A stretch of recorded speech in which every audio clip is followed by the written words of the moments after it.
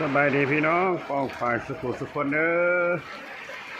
อมื้อนี้ก็พามาชมบรรยากาศมื้อนี้ฝนตกยามมื้อเที่ยงตอนนี้ก็ประมาณ11:30โมเมนต์10:30ให้เช้าอยู่กระท้องฟ้ามืดตื้อต้นไม้ใบหญ้าก็โอ้ยดีมุกดีใจเนาะสดชื่นแจ่มใสเข้ามาล่ะที่นี่ก็แห้งแล้งกระแดงกระดออะไรโก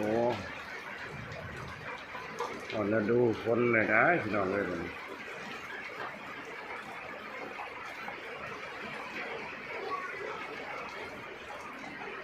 แห้งเติบพี่น้องแห้งเติบ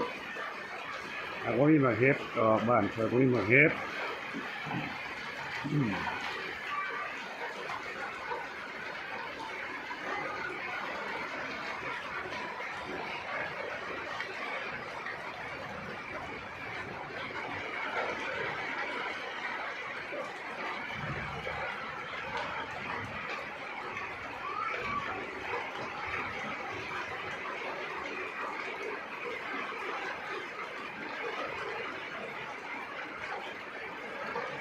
แบบนี้มันก็เหมาะแก่การนอนเว้นกัน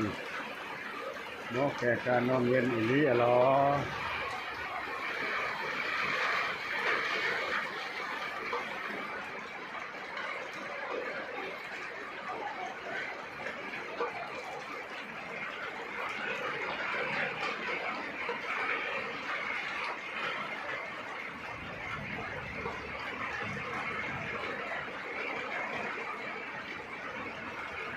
พาเบิ่งบรรยากาศมื้อฝนตกลิ้น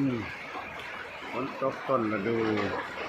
เอาสามีเด้อพี่น้องเด้อขอบคุณขอบใจพี่ๆน้องๆทุกคนที่กำลังรับชมนำเป็นกำลังใจโชคดีบ๊ายบาย